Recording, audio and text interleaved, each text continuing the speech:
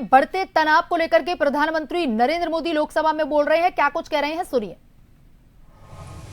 समंदर में जो कमर्शियल शिप चलते हैं उनमें भारतीय क्रू मेंबर्स की संख्या भी बहुत अधिक है।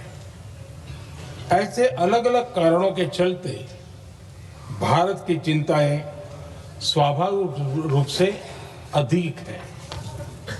इसलिए ये आवश्यक है कि भारत की संसद से इस संकट को लेकर एक मत और एकजुट आवाज दुनिया में जाए।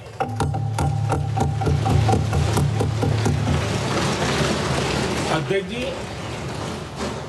जब से ये युद्ध शुरू हुआ है तब से ही प्रभावित देशों में हर भारतीय को जरूरी मदद दी जा रही है। मैंने खुद पश्चिम एशिया के ज्यादातर देशों के राष्ट्राध्यक्षों के साथ 2 राउंड फोन पर बात की है। सभी ने भारतीयों की सुरक्षा का पूरा आश्वासन दिया है। दुर्भाग्य से इस दौरान कुछ लोगों की दुखद मृत्यु हुई है और कुछ घायल हुए हैं। ऐसे मुश्किल हालात में परिवारजनों को आवश्यक मदद दी जा रही है। जो घायल हैं उनका बेहतर इलाज सुनिश्चित कराया जा रहा है। अध्यक्ष जी, प्रभावित देशों में हमारे जितने भी मिशन हैं वो निरंतर भारतीयों की मदद करने में जुटे हैं। वहां काम करने वाले भारतीय हो या फिर जो टूरिस्ट वहां गए हैं, सभी को हर संभव मदद दी जा रही है।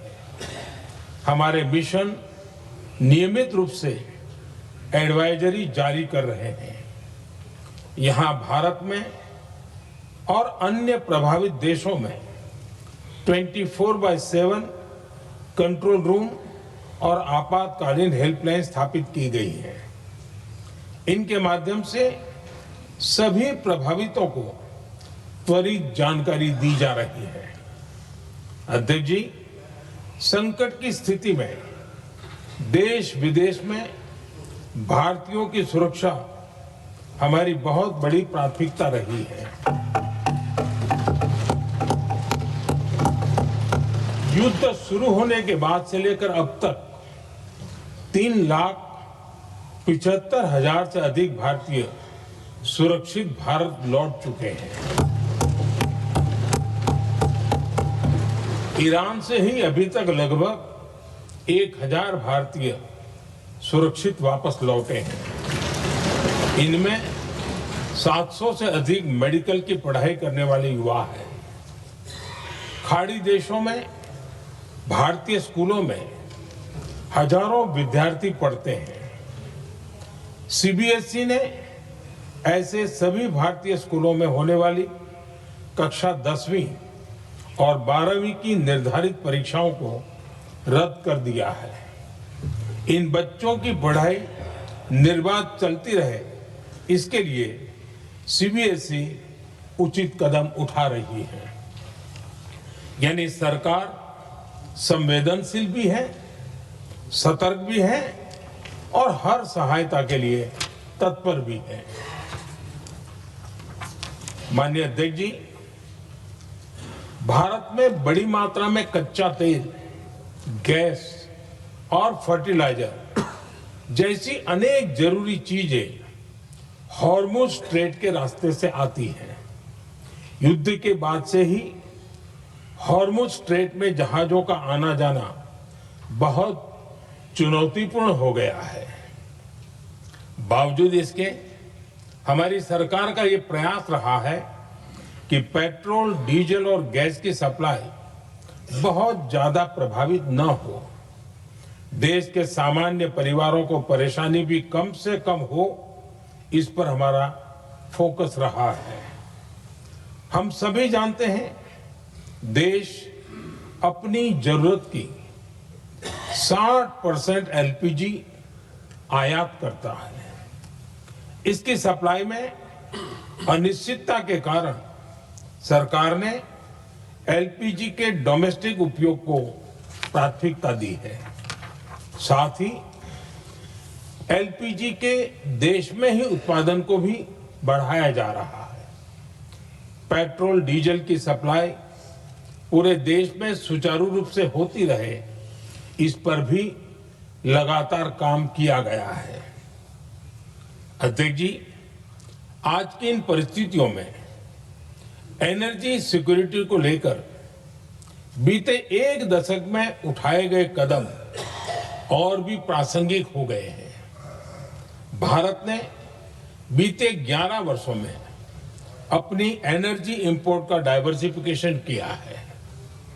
पहले क्रूड ऑयल, एलएनजी, एलपीजी ऐसी एनर्जी जरूरतों के लिए 27 देशों से इंपोर्ट किया जाता था। वहीं आज भारत 41 देशों से एनर्जी इंपोर्ट करता है। अध्यक्ष जी, बीते दशक में भारत ने संकट के ऐसे ही समय के लिए कच्चे तेल के भंडारण को भी प्राथमिकता दी है। आज भारत के पास 53 लाख मीट्रिक टन से अधिक का स्ट्रेटेजिक पेट्रोलियम रिजर्व है और 65 लाख मीट्रिक टन से अधिक के रिजर्व की व्यवस्था पर देश काम कर रहा है। हमारी तेल कंपनियों के पास जो रिजर्व रहता है वो अलग है। बीते 11 वर्षों में हमारी रिफाइनिंग कैपेसिटी में भी उल्लेखनीय वृद्धि हुई है। अध्यक्ष जी, सरकार अलग अलग देशों के सप्लायर्स के साथ भी लगातार संपर्क में है। प्रयास ये है कि जहां से संभव हो वहां से तेल और गैस की सप्लाई होती रहे। भारत सरकार गल्फ और आसपास के शिपिंग रूट्स पर निरंतर नजर बनाए हुए है। हमारा प्रयास है कि तेल हो, गैस हो, फर्टिलाइजर हो, ऐसे हर जरूरी सामान से जुड़े जहाज भारत तक सुरक्षित पहुंचे। हम अपने सभी वैश्विक सहयोगियों के साथ निरंतर संवाद कर रहे हैं ताकि हमारे मैरीटाइम कॉरिडोर सुरक्षित रहे। ऐसे प्रयासों के कारण बीते दिनों हॉर्मुज स्ट्रेट में फंसे हमारे कई जहाज भारत आए भी हैं। अध्यक्ष जी, संकट के इस समय में देश की एक और तैयारी भी बहुत काम आ रही है। पिछले 10-11 साल में इथेनॉल के उत्पादन और उसकी ब्लेंडिंग पर अभूतपूर्व काम हुआ है। एक दशक पहले तक देश में सिर्फ 1-1.5% इथेनॉल ब्लेंडिंग कैपेसिटी थी। आज हम पेट्रोल में 20% इथेनॉल ब्लेंडिंग के करीब पहुंच रहे हैं। इसके कारण प्रति वर्ष करीब 4.5 करोड़ बैरल कम ऑयल इंपोर्ट करना पड़ रहा है। ऐसे ही रेलवे के बिजलीकरण से भी बहुत बड़ा फायदा हो रहा है। अगर रेलवे का इतना बिजलीकरण न होता तो हर साल करीब 180 करोड़ लीटर डीजल अतिरिक्त लगता। ऐसे ही हमने मेट्रो का नेटवर्क बढ़ाया है।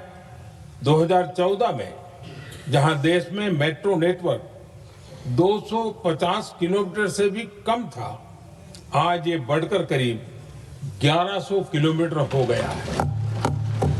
हमने इलेक्ट्रिक मोबिलिटी पर बहुत अधिक बल दिया। केंद्र सरकार ने राज्यों को 15,000 इलेक्ट्रिक बसें चलाने के लिए दी है।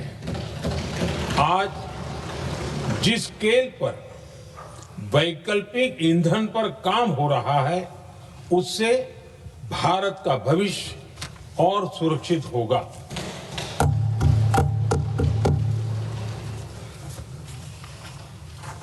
आदरणीय अध्यक्ष जी, हम जानते हैं कि एनर्जी आज इकोनॉमी की रीढ़ है और ग्लोबल एनर्जी नीड्स को पूरा करने वाला एक बड़ा सोर्स वेस्ट एशिया है।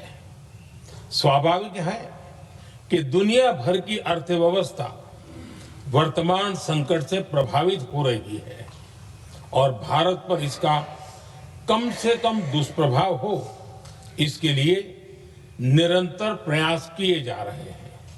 सरकार इसके शॉर्ट टर्म, मीडियम टर्म और लॉन्ग टर्म ऐसे हर असर के लिए एक रणनीति के साथ काम कर रही है।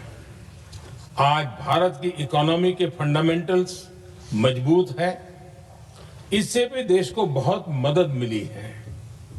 हम हर सेक्टर के स्टेक होल्डर्स के साथ चर्चा कर रहे हैं। जहां भी जरूरत है उस सेक्टर को आवश्यक सपोर्ट दिया जा रहा है। भारत सरकार ने